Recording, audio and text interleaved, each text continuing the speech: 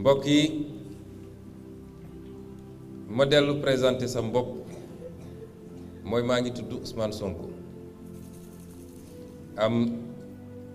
lu toll ci ñeent fukki at ak ñeent di sénégalais boo xam ne mën naa wax fii ni ma ko waxee woon keroog bi ñu may génne ci fonction publique ma def sama déclaration de patrimoine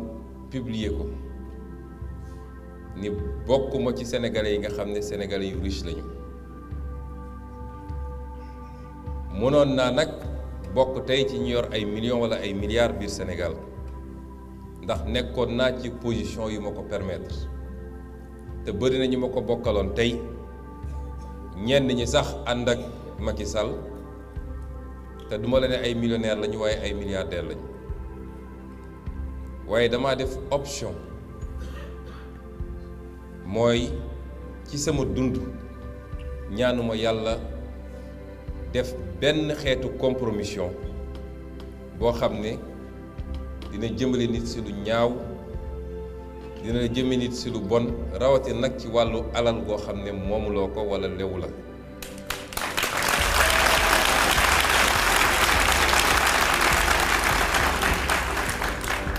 dëkk bii ñu nekk tey di États-Unis dafa di dëkk bu am histoire mun naa ne à l'échelle de l'histoire humaine mun nañ ne ba léegi c'est un état jeune boo ko comparé ci nombre d'années ak l'Europe wala même l'Asie ndax 200 ans 300 ans ci gannaaw en tout cas lu yàggul dara c'était encore un continent plus ou moins sauvage boo xam ne il a fallu des hommes pour faire la conquête léeg-léeg li ci ëpp à dos de cheval dans des conditions extrêmement difficiles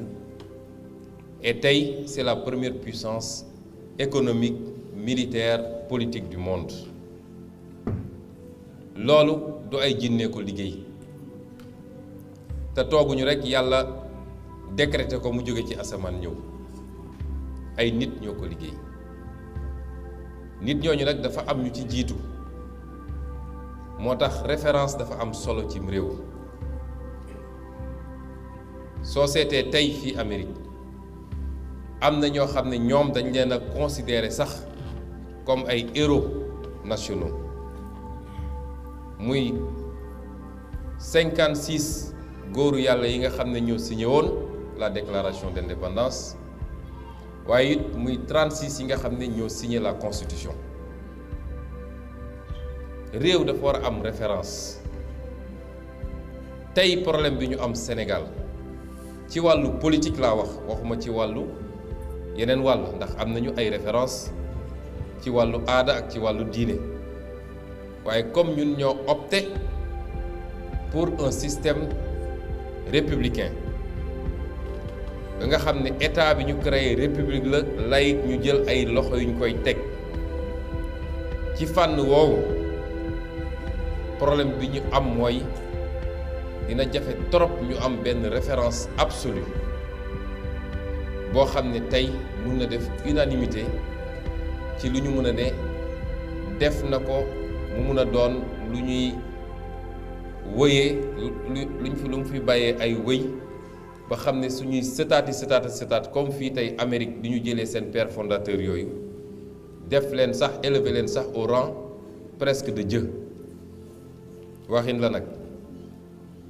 kon am réew dafa war a am un moment dans sa vie boo xam ne dafa war a am une génération bu accepter sacrifier pour ce pays poser les actes qu'il faut parce que fii suñuy wax père fondateur ça n'a pas été facile mooy seen bakkan seen alal seeni njaboot lépp accepté woon nañ ko sacrifier ci loo xam ne leeroon na leen ni ñoom du ñu fekk njëriñ nga pour que seeni sëtaat mun a nekk ci réew mu mel ni tey nga xam ne ku fi dugg si rek xam ni lii caaxaan defaru ko Sénégal nag defe naa suñu benn kilifa gu diine gu mag a mag wax na ko ci fan yii rek mooy réew la boo xam ne jàpp nañ ni po ak caaxaan ak naxante ak luubal war na ko mën a tabax. suñu responsabilité ñun ñëpp la parce que kenn ku nekk ci ñun am nga ci responsabilité à des degrés variables du rek homme politique yi parce que homme politique yi duñu fal seen bopp naam ku doom dem ba jàpp ni am nga loo ëppale loo yaakaar ni ëppale nga ko ci jikko ak ci xam-xam ba ne dama bëgg a yor am réew war nga am loo wone lu uteeg li ñuy xaar ci citoyen lambda bi l'homme politique la ñuy xaar ci moom parce que askan woo gis am na ay qualité am na ay défaut la ñuy xaar ci moom mooy mu yëkkati qualité askan wi gën koo dëgëral ba ñëpp gis ko waaye ci beneen fànn bi mu dimbali askan wi ci li nga xam ne ay défaut am lañu ay faiblesse lañu malheureusement suñuy homme politique dañuy fekk lii point faible askan wi ñu gën a aggraver foofu moo tax tey jikko su ñuy wax jikko nag nit ñi ñu ngi koy gis dans le sens moral jikko nga am gëm-gëm nga ñàkk am gëm-gëm nga bokk ci diine wala nga ñàkk bokk ci diine léeg-léeg nga gis ñoo xam ne bokkuñu ci benn diine te liñ la mën a woon ci jikko it a ngi xëy suba ba ngoon jot di këpp-këppal yor kurus gu gudd te boo jëflanteeg moom xaalis boo moytul nga jaaxle suñuy maam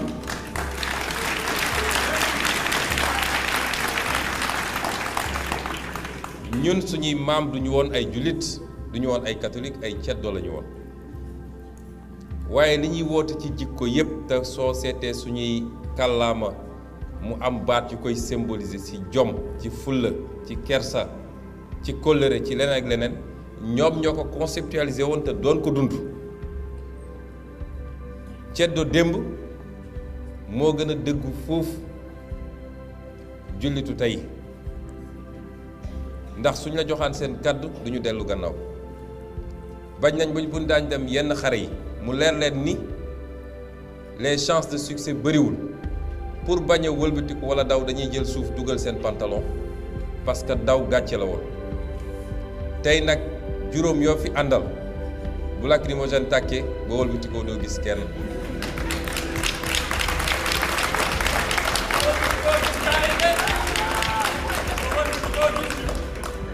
kon ñun dañu war a xam suñu bopp wallaahi amul kenn ku ëpp potentiel Sénégal la ñuy wër si fii ma nga suñu dëkk on a tout le potentiel pour yor suñu bopp développer suñu bopp ndax réew moo xam ne ci 196 kilomètres carrés am nga position géographique boo xam ne tey ci suba am na ku ma fi doon waxtaanal fii muy ingénieur aérospatial li ma bind ci livre bi moom daf ma doon wax la même chose mais jox ma ci ay firnde scientifique ci position bi nga xam ne dem na ba ne ma Sénégal mooy le centre du monde stabilité bi ñu mun a am ba ci flux réseau télécom yi mënul am feneen kon réew bi ñu am position bi ñu am ba pare ñu amee ko ci anam goo xam ne ca kanam am nga accès à la mer sur 718 kilomètres ak liñ ci mën a def yépp ci ressources halieutiques ak ci possibilité navigation maritime desservir àdduna yépp waaye ñu am ci léegi yàlla may ñu gis ci nag lu bari ci pétrole ak gaz su loolu amuloon sax ba léegi lu bari la nga mën a am ci gannaaw possibilité de développer agriculture ndax suñu suuf nangu na te yaatu na am sous-sol boo xam ne lépp mu nga ci am une population composée majoritairement de jeunes keroog dama dem ambassade Allemagne di waxtaan ak ambassadeur Allemagne bi mu ne ma li ma mënul comprendre mooy yéen nu ngeen amee population majoritairement jeune et vous ne faites rien de cette jeunesse pour construire votre pays.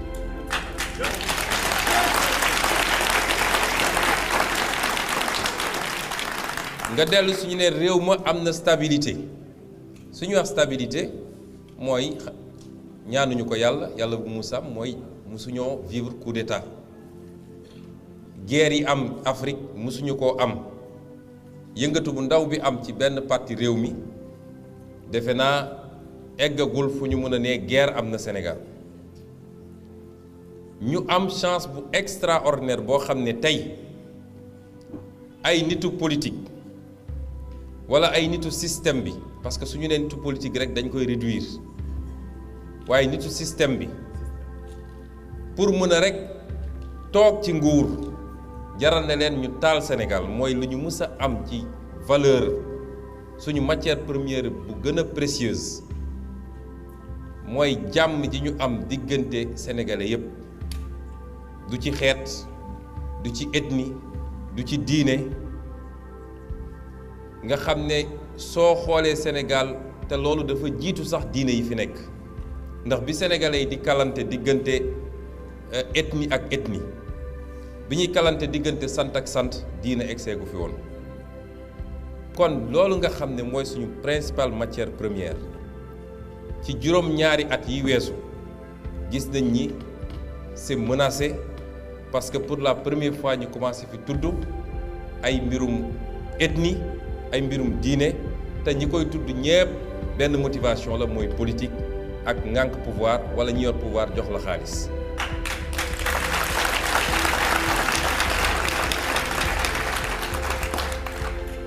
boo ñëwee fii Amérique li ñuy wax pères fondateurs yi ñi ci ëpp ci ñoom ay chrétiens la ñu woon ay catholiques la ñu woon mu amoon ci ay déistes amoon ci ay athées waaye li ci ëpp ci ñoom sax parce que fii ñoom du tabu wala nëbbuwuñu ni bokk naa ci franc-maçonnerie waaye leen boole woon muy Amérique ci jamono jooju nga xam ne coow li bëri woon na état yi ñii ne woon dañuy génn ñii ne duñu génn parce que seen discussion yi ñu doon am ba am consensus bi ñu am tey nga xam ne koo mën a fal président Amérique am na lu mu sañ am na lu mu sañut discussion yooyu ba léegi mémoire yaa ngi fi parce que dañ ko doon bind discussion yu métti la woon waaye seeni divergence yëpp dañ koo tegoon fële pour l'intérêt supérieur de l'Amérique loolu moo jur tey bi ñun nag as réew bu su ndaw lañu 15 millions d'habitants wala 14 millions waaye soo nekkee Sénégal di fa dund tous les jours sénégalais dina wax a wax ba nga foog ni yàlla su doon wàcc ci suuf Sénégal lay wàcc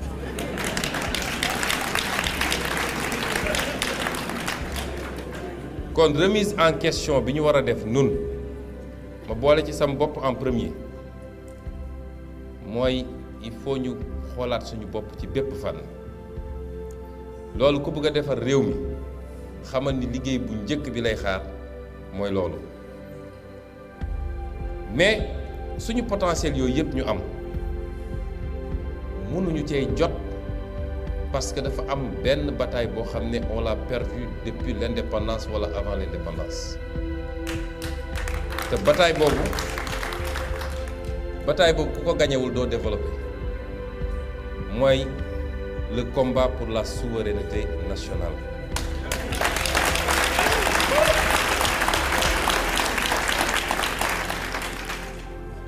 xam nga fi mu toll nii ñun dañoo nax noot ñu ci bépp fan defe naa suñu xel yi lañu pompé te li ci ëpp nag mooy ñi ñuy woowe intellectuel ngeen baal ma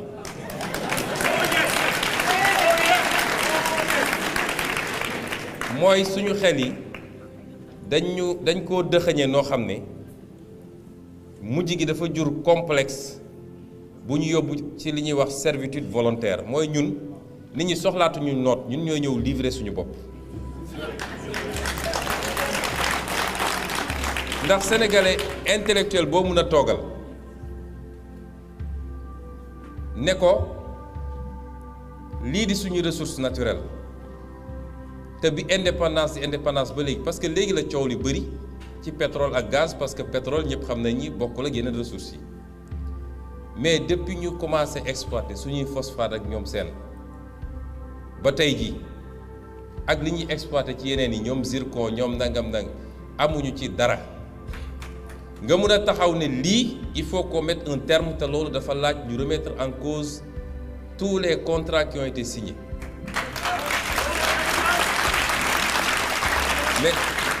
mais boo ko waxee ay intellectuels ay hommes politiques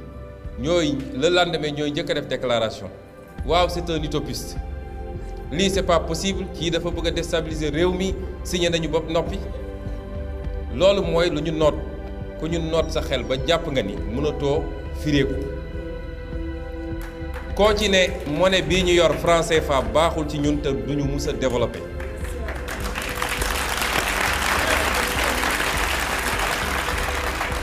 mën nga andi argument yu pertinent yépp mais moom niñ ko formaté gëmul ni ñun war nañoo mun a génn ci franc CFA parce que jàpp na ni franc CFA donc France moo yor suñu stabilité ñun waa soo nekkee ci continent boo xam ne lu ëpp 50 pays ngi ci 16 pays ñoo am franc CFA te gëñ ñoo développé benn pays nag suñu voisins yi ñu nekkal yépp yor seeni monnaie di liggéey plus de 40 pays Afrique yor seen monnaie di liggéey te tey suñuy tudd pays yi def véritablement percé Botswana lañ lay wax Malawi lañ lay wax Rwanda lañ lay wax Ghana lañ lay wax doo ci dégg benn pays bu am franc CFA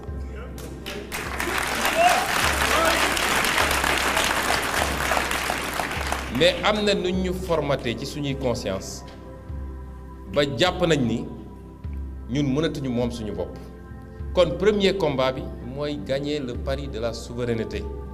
te ngalawaay nañu fexe ba lii ñuy dégmal muy élection présidentielle kuy candidat Sénégal war nga wax ci yi may wax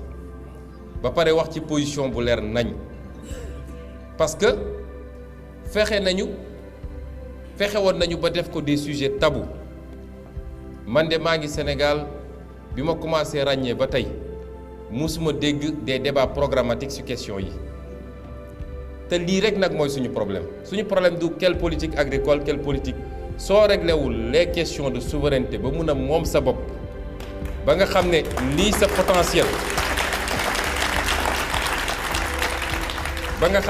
potentiel yépp tegu na sa loxo mun nga fi nekk def des professions de foi mais bis ñu joxee réew mi avion ngay jël dem groupe consultatif ne dimbali leen ma ngeen lebal ma mooy li waa ji di def rek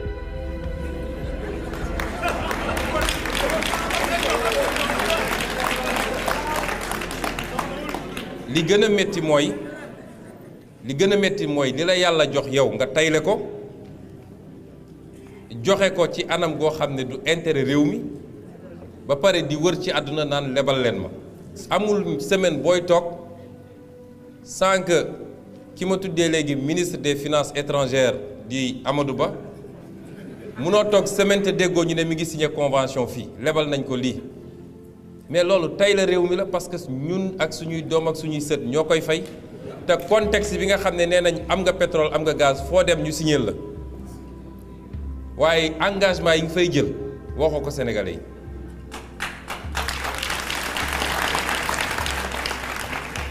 kon loolu mooy premier combat bi bis bu ñu gañee combat boobu mun nañ ne léegi ñun lan mooy suñu modèle ban modèle économique Sénégal mooy réew moo xam ne amul modèle économique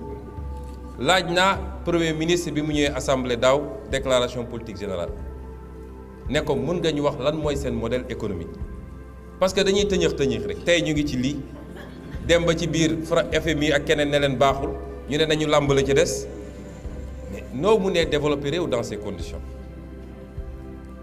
débat bi ñu war a am sur le modèle économique ñun dañoo bind téere ne lii mooy suñu modèle économique te li ko lal yépp nag mooy réew mu amul industrie du développer ça c'est une loi élémentaire réew mu amul industrie tey Sénégal suñu économie yëpp secteur tertiaire moo ko tiré 64% de notre économie réew moom du développé dañuy sonn rek mais du développé parce qu'on ne crée pas de valeur ajoutée industrie mooy permettre nga transformer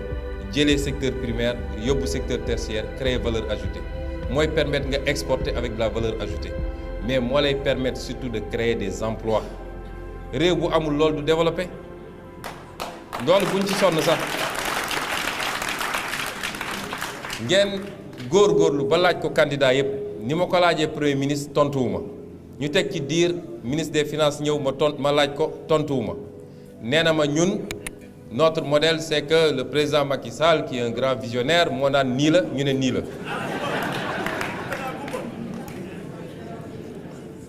bu ñu réglé loolu ba noppi mun nañu dak doog a wax suñuy filière agriculture commerce moo tax li président Macky Sall def dem signer les accords de partenariat économique chaque jour ma wax ko loolu boo ko booleeg li mu def ci suñu pétrole c'est de la haute trahison contre le peuple sénégalais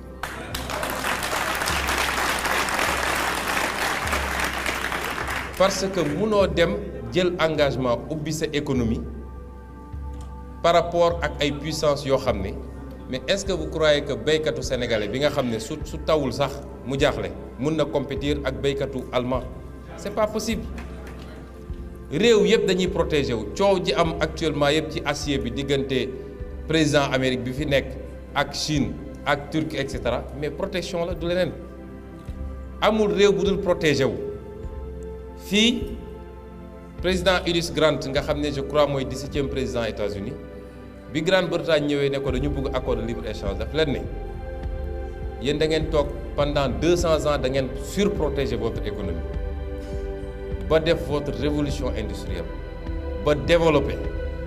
maintenant que vous n'avez plus rien à gagner dans le protectionnisme vous venez nous proposer le libre-échange d'ici 200 ans ñun Amérique bu ñu defee loolu ba noppi ngeen dellu suñu waxtaan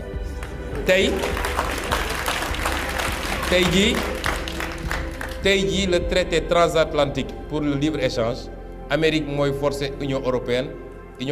ne baaxul ci ñun loolu mooy la réalité économique mondiale mais Macky Sall n'a rien compris à ça li Ablaye Wade bañ pendant 8 ans ne du ma ko signé keroog bi mu toogee la jël avion dem signé ko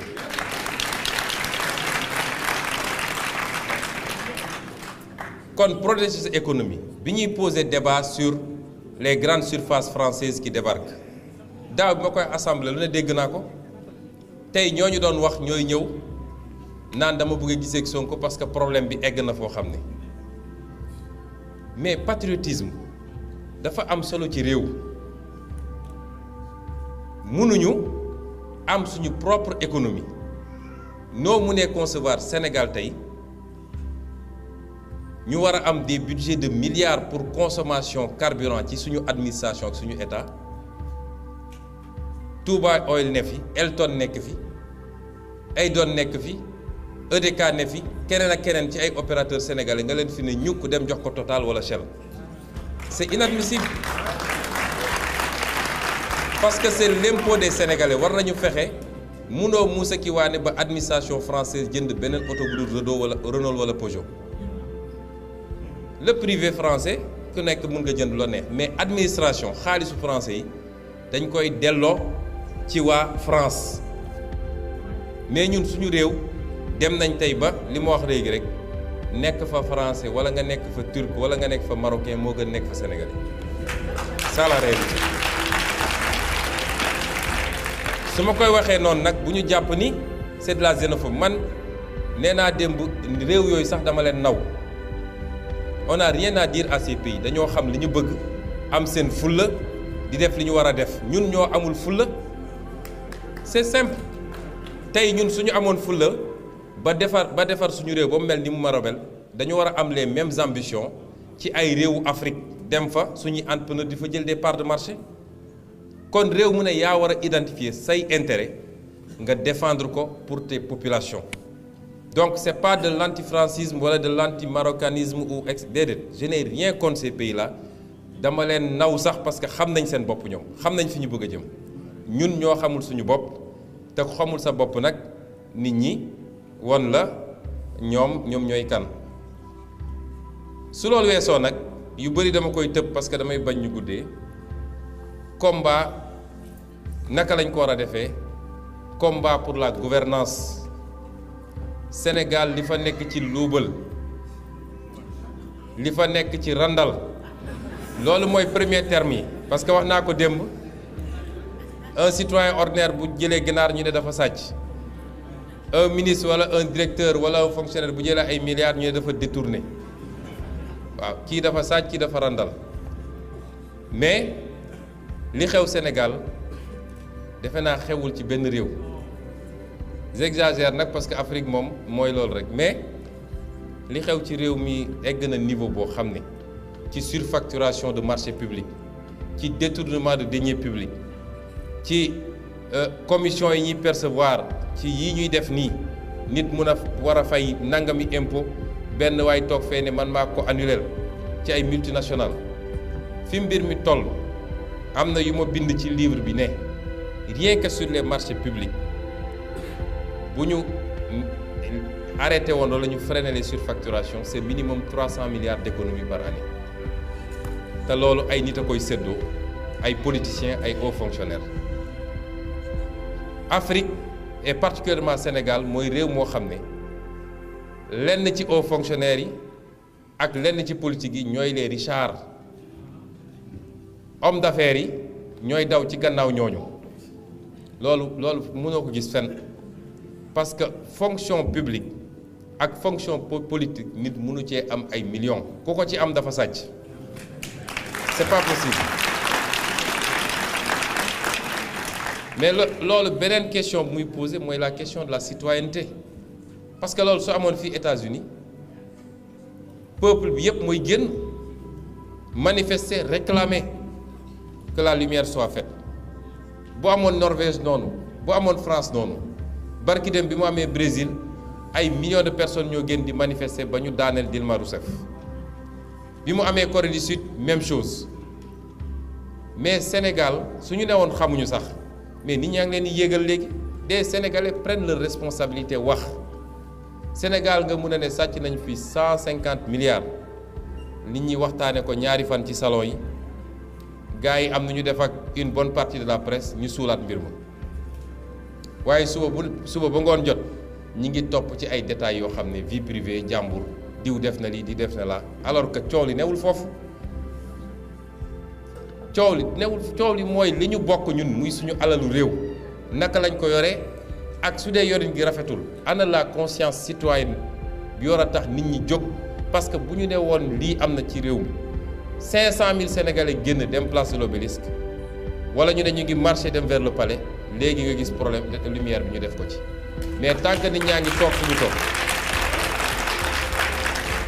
koo ci romb ci mbedd bi mu ne la félicitation encouragement salaaw ñu ngi sa gannaaw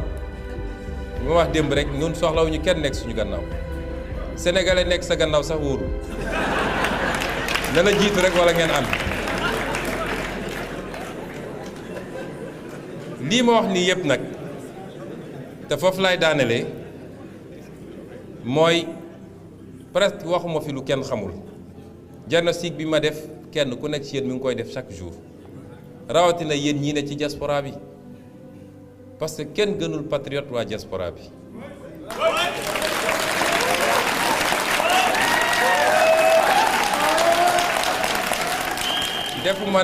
defuma nag démagogie politique man lu ma gëmul rek duma ko wax balaa ñuy dugg politique wax dëgg yàlla xaw ma woon lu bëri ci diaspora bi waaye ci ñeenti at yi ma def politique daf ma permettre ma gën a xam diaspora bi te jàpp naa ni ñi gën a bëgg Sénégal tey ñi gën a am attachement au Sénégal ñi gën a am yéene ci Sénégal ñi ngi bitim réew parce que et c'est tout à fait normal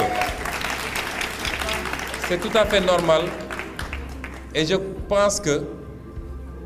vous souffrez plus que nous-mêmes parce que xam naa ni fu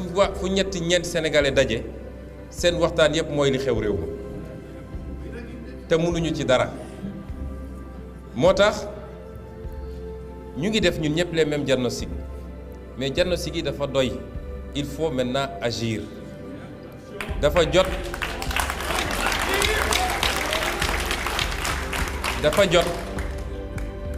mafia bi nga xam ne moo téye réew mi parce que c'est une mafia mënuma ko tuddee neneen nga xam ne boo leen dajale woon ñoom ñëpp ak fu ci nit bokk nag parce que toujours damay nit nañ def très attention mafia bu ñu foog ni politiciens yi kese la dafa am ñeneen ak ñeneen ak ñeneen moo tax suñ demee ba système bi sentir menace fu ne la wax di jibe loolu mooy mandargaal système bi fu ne la wax di jóge mafia boobu nga xam ne tey moo téye réew mi soo leen dajaloon ñoom ñëpp matuñu 0,00,5% de la population loolu nag li olof di wax rek bukki moom bu yebee waxambaane ci doxin wala parce que ab peuple bu bëgg dëgg changement gis ma lu ko mën a retenir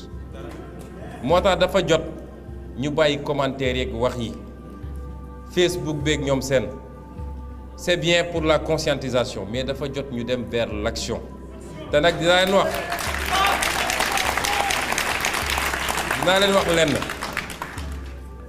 leen wax lenn kii jiite réew mi tey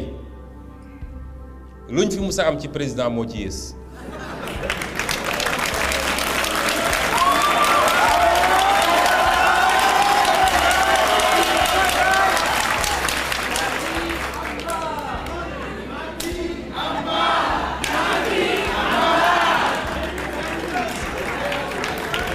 moo tax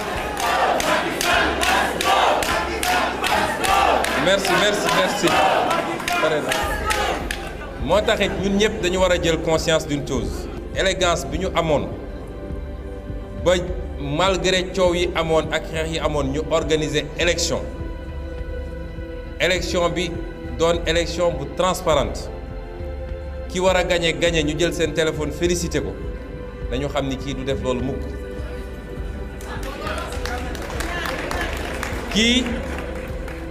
kii il faut ñu xeex ak moom loolu il faut que ñu am conscience koo xam ne waroo ko aj ci njoowaan bis boo ko ci ajee di nga ko bëgg a ajji mu jafe te loolu moo ñu dal ak Macky Sall ak son clan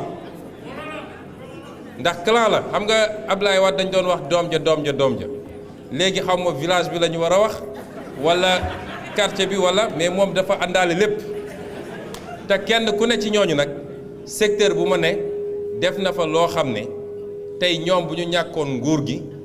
mun na ko jural lu rëy moo tax li mu naan élection yi sama bakkan laa ci teg mais li ma bëgg a wax rek mooy il faut que ñu gëm ni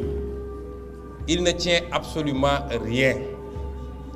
intimidation yi ngeen di gis ak coow lu bëri du dara lu dul ragal kese parce que ñemewul ndax ragal moo naan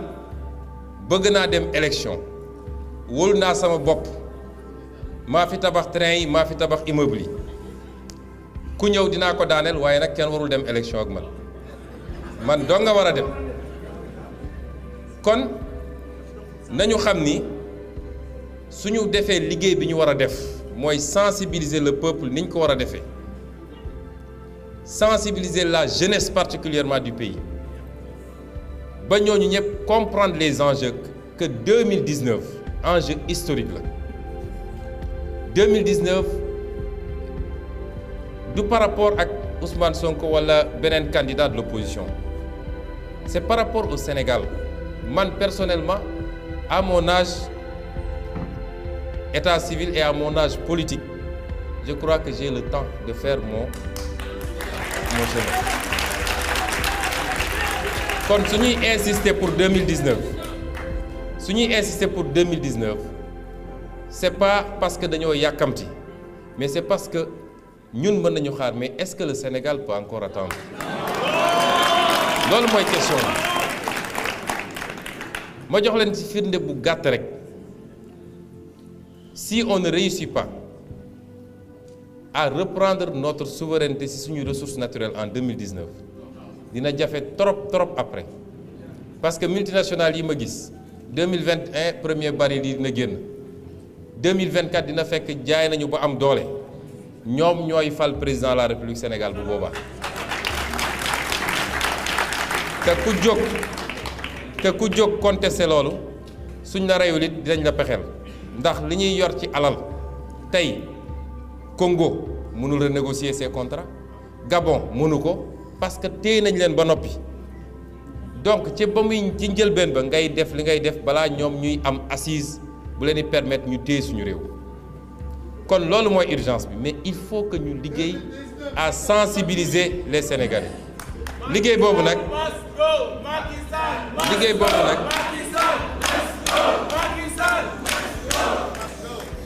nag te foofu lay daanelee yéen ñii waa diaspora bi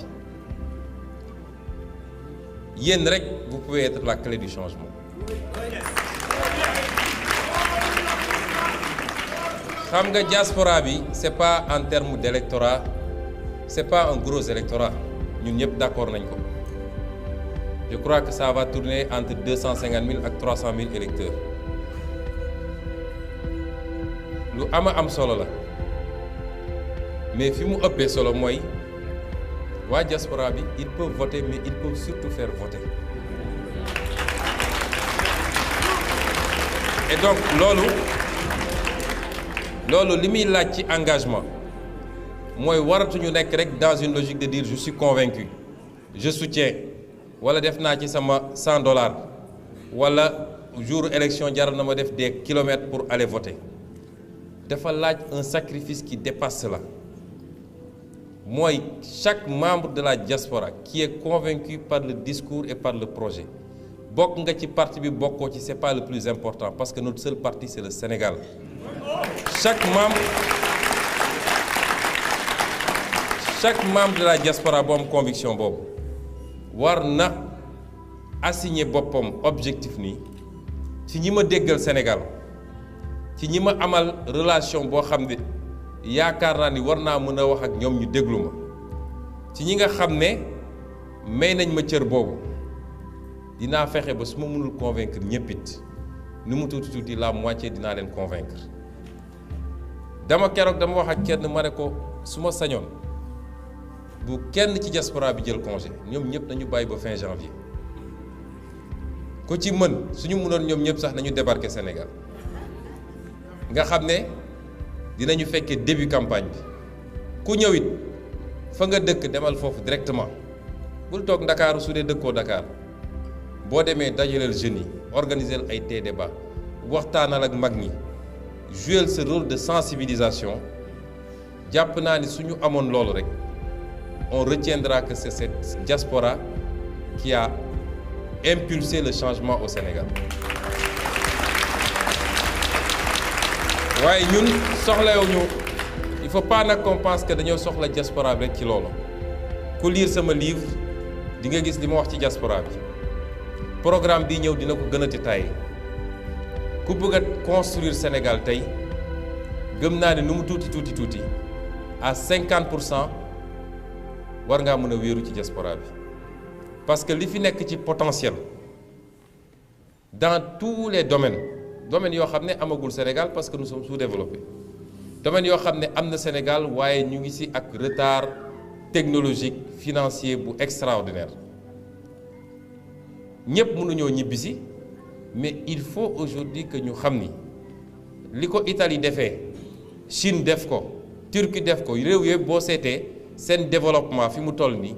la diaspora a énormément impacté mënuñu continuer di xool diaspora rek en termes de transfert. Le transfert d'ailleurs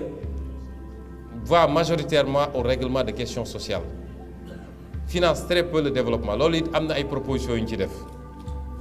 mais au-delà de ça bu ñu yàlla mayoon ñu dem ba sénégalais wóoluñu jàpp naa ni fi ñu bëgg a jëmee Sénégal la diaspora toute la diaspora confondue aura un rôle extrêmement déterminant mais loolu dafa laaj dans tout ce qu'on fait nañu dellu si ci l'essentiel mooy mettre les Sénégalais qu'il faut à la place qu'il faut, indépendamment du débat politique. kon ñu ngi leen di gërëm di leen sant di leen wax ni fi may daanelee mooy ñun ñëpp on doit travailler à rassembler les Sénégalais.